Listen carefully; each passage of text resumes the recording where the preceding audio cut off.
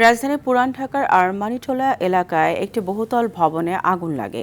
ভোর ৬টা ৪০ বাবুবাজারের হাজী টাওয়ারের ১৪তলা ভবনের ৬ তলায় আগুন লাগে।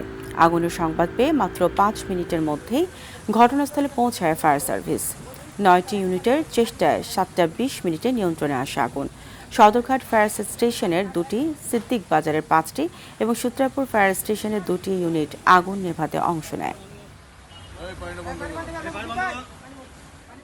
যেহেতু এটা একটা আবাসিক ভবন, সেহেতু তার ঝুঁকি অনুসারে আমরা সাথে সাথে আরো 2টা টাননের সাথে সাথে আরো 7টা টাননকে আমরা মেসেজ দিয়ে আসার জন্য, যেহেতু উপরে অনেক লোক আটকা পড়া অবস্থায় থাকতে পারে, তার জন্য টিটিরও নিয়ে আসি এবং দ্রুত সময় আসার পর এবং দ্রুত রেসপন্স করার কারণে আমরা কিছুক্ষণের ভিতরে আগুনটাকে সম্পূর্ণভাবে নিয়ন্ত্রণে নিয়ে আসতে পারি। তো আগুনটা একটা রুমে সীমাবদ্ধ ছিল, অন্য কোনো দিকে আশ্রয় হতে পারে।